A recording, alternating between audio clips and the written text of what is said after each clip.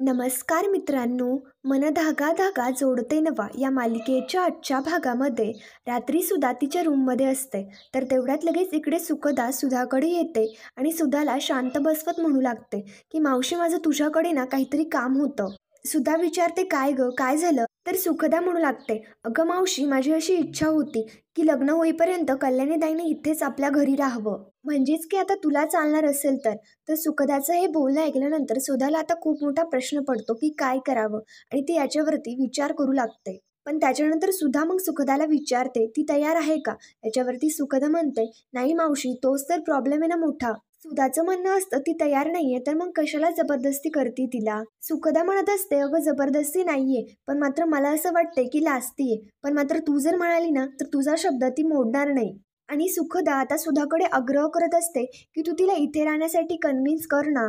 माझ्यासाठी तरी तू हे सगळं कर. लग्नाची तारीख ना आता लवकरच निघणार आहे आणि या काळामध्ये कल्याणीताई मला माझ्या जवळ हवी आहे. एक इमोशनल सपोर्ट म्हणून, शॉपिंगसाठी मदतीला, मला तयार करण्यासाठी. ती जर खरंच माझ्या जवळ असेल ना तर मला सगळ्या गोष्टी सोप्या जातील.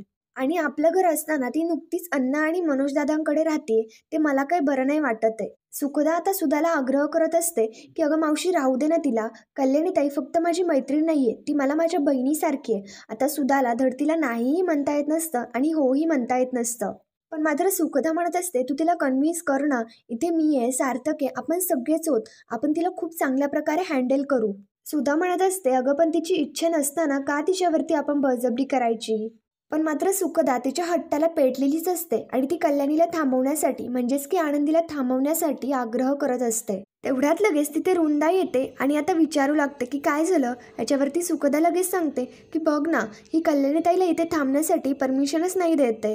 सुखदाचं ते सगळं बोलणं ऐकून घेतल्यानंतर तर रुंदाला मोठा धक्काच बसतो. रुंदा आता म्हणू लागते की काय सांगतेयस, म्हणजे कल्याणी आता आपल्या घरामध्ये राहणार? तर सुखदा लगेच रुंदाला म्हणते की त्यात एवढं डचकायला काय झालं, काही गडबड आहे का तिच्या राहण्याने? तर मग त्यानंतर इकडे सुखदा सुधाला म्हणू लागते, मावशी दे ना ग परमिशन, अगं माझ्यासाठी तरी दे. तिला म्हण ना, तू तिला कन्व्हिन्स कर ना. याच्यावरती सुधा आता विचार करू लागते आणि सुखदाला म्हणते, ठीक आहे चालेल, मी प्रयत्न करते. तर मग या गोष्टीमुळे सुखदा खूप खुश होते. पण मात्र आता इकडे रुंदा मोठ्याच प्रश्नामध्ये पडलेली असते, कारण तिला आनंदी इथे राहिलेली नको असते. तर मग त्याच्यानंतर इकडे आनंदी बाप्पाचं दर्शन घेते आणि घरी जाण्यासाठी निघालेली असते. पण मात्र तेवढ्यात लगेच सुखदा आणि सुधा दोघेही येतात.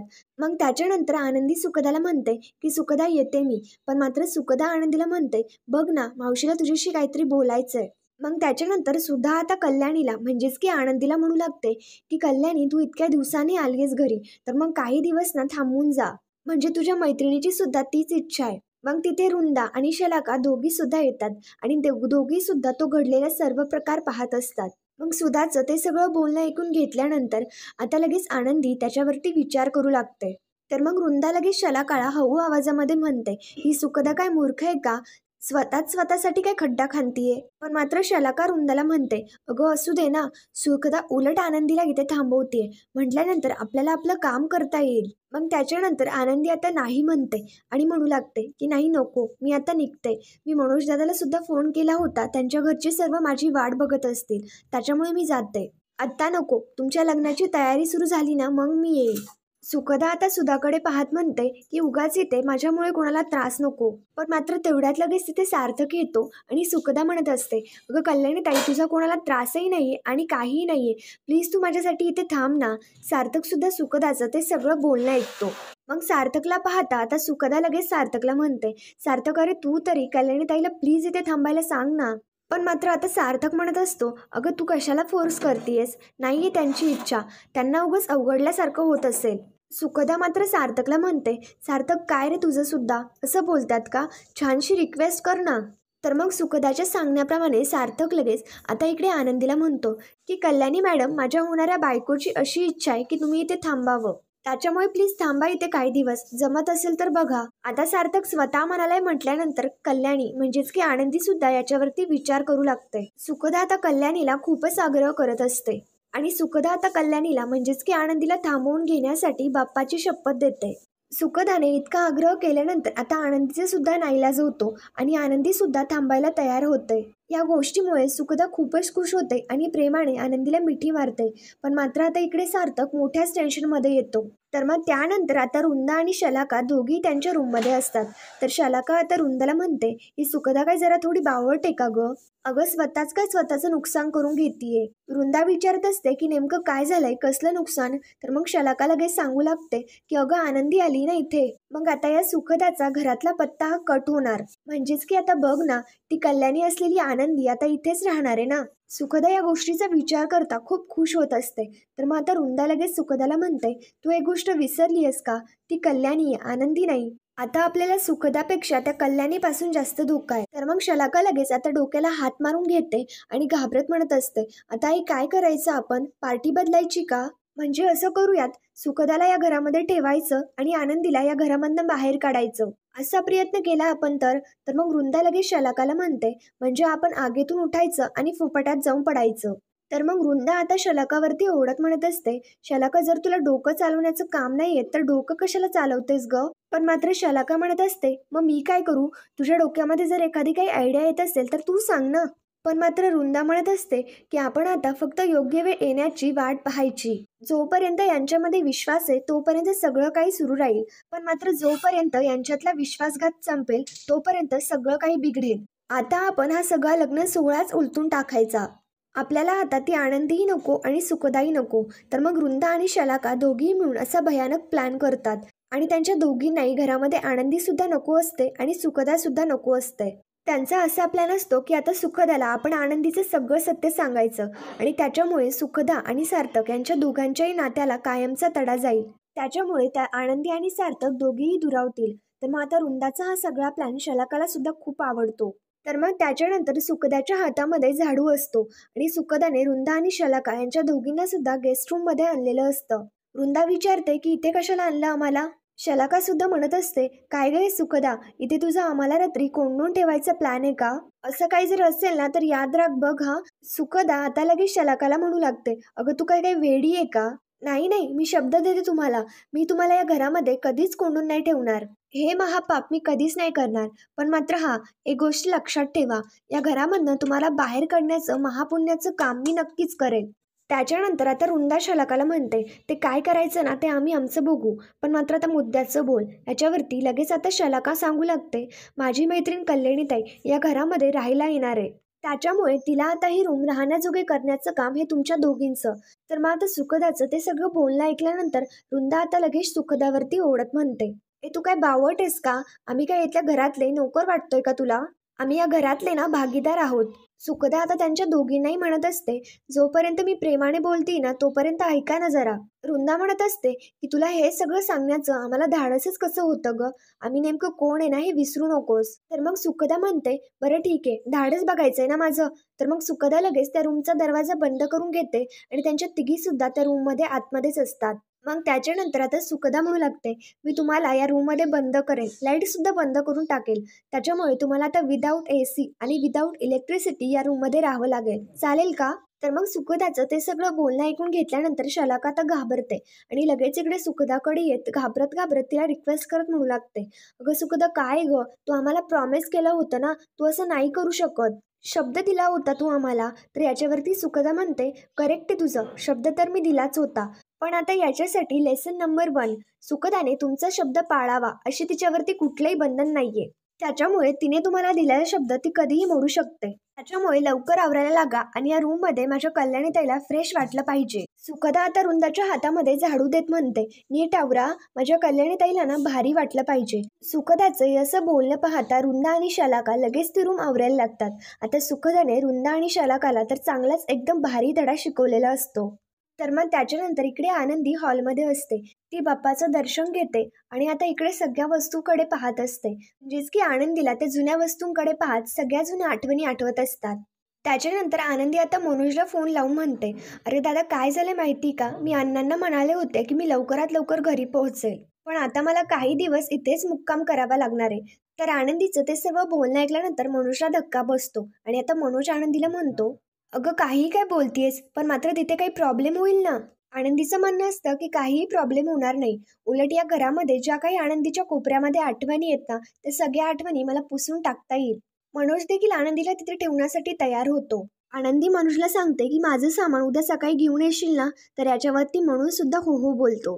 त्याच्यानंतर आनंदी आणि मनोज दोघेही फोन ठेवून देतात. इकडे मनोजला आता प्रश्न पडलेला असतो की आनंदीच्या नेमकं डोक्यामध्ये चाललंय तरी काय आणि याचे परिणाम काय होतील याचा विचार ती करते का. मला तर आनंदीची खूप काळजी वाटतीये. तर मग त्याच्यानंतर इकडे आनंदी सुद्धा विचार करत असते, मला आता सगळ्यांना असं भासवावं लागेल की मी आनंदीचं सगळं काही विसरलीये, तरच आता घरच्या सगळ्यांना माझ्यावरती विश्वास बसेल. तर त्याच्यानंतर आता इकडे सुखदा आनंदीला तिच्या रूममध्ये घेऊन येते आणि आनंदीला म्हणते, हे बघा मॅडम, ही तुमची गेस्ट रूम आहे, कशी वाटली. याच्यावरती आनंदी सुद्धा खूप छान आहे असं म्हणते. आता त्याच्यानंतर आनंदी जरा अस्वस्थच असते.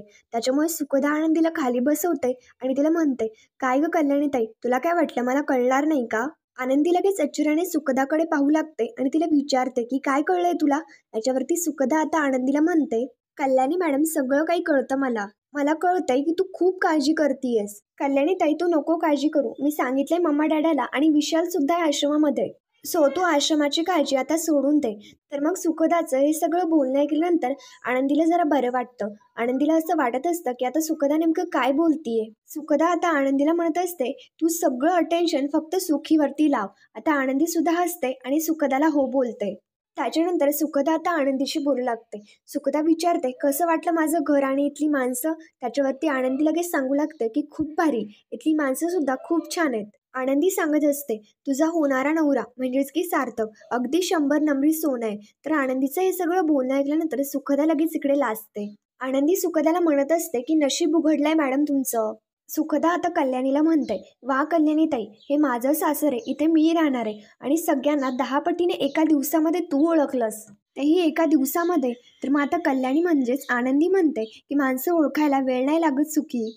सुखदा आनंदीला आता थँक्यू म्हणत असते की तू इथे राहिलीस, माझ्यासाठी इथे आलीस. आनंदी आता म्हणत असते, सुखदा मॅडम, किती वेळ तुम्ही असं थँक्यूचा पाडा म्हणणार आहे. आणि आता तू एकच गोष्ट सांग मला की तुझ्यासाठी नाही करणार तर मग मी कोणासाठी करणार. आनंदी राहिली आहे त्याच्यामुळे सुखदा खूपच खुश झालेली असते. मग त्याच्यामुळे आता सुखदा आनंदीला म्हणते की तुला जर काही लागलं ना तर तू मला आवाज दे, आता आराम कर तू. तर मग त्यानंतर आता सुखदा तिकडं निघून जाते. तर मग आता दुसऱ्या दिवशी सकाळी मनोज आनंदीचे सामान घेऊन इकडे आनंदीकडे येत असतो. तेवढ्यात लगेच मालती मनोजला पाहते आणि त्याला थांबवत विचारते, काय रे मनोज, कुठे चाललास. लीना अण्णा दोघे सुद्धा तिथे येतात. तर मग आता मालती विचारत असते की आनंदीची बॅग घेऊन कुठे निघालास. मनोज सांगू लागतो, अगं काय झालं, आनंदीने तिचे कपडे मागितलेत, तेच मी पोहोचून येतोय. आता लीना सांगते की आई अण्णा, आनंदी आता सार्थक सरांकडे राहायला गेलीये.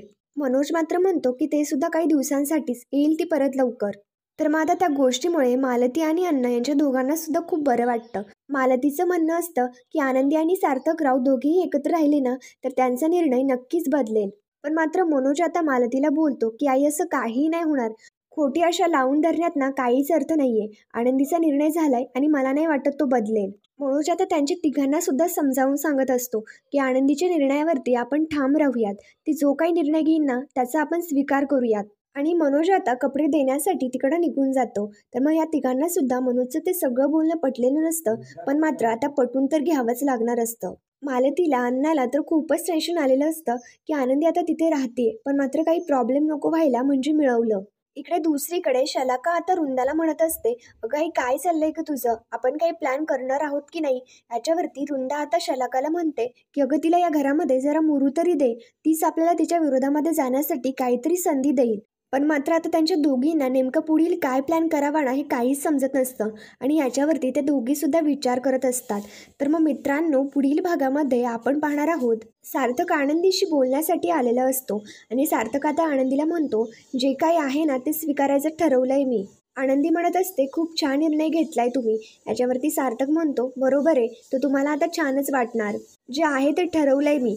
आता सार्थक विचारत असतो की विशालसोबत लग्न करायचं कधी ठरवलं. आनंदी आता लगेच आश्चर्याने सार्थककडे पाहू लागते. तर मग आता त्यानंतर इकडे लगेच आदर्श सुकीला विचारतो, सुकी, मला तुला काहीतरी विचारायचंय. तू कल्याणीला किती वर्षापासून ओळखतेस. याच्यावरती सुखदा म्हणते, बरेच वर्ष झाली. याच्यावरती आदर्श म्हणतो, तू कधी तिचा पास जाणून घेण्याचा प्रयत्न नाही केला का. तर मग सुखदा सुद्धा आदर्श बोलण्यावरती विचार करू लागते. तर मग मित्रांनो, पुढील भागांच्या डेली अपडेटसाठी आमच्या शिव मराठी या चॅनलला लगेच सबस्क्राईब करा. थँक्यू.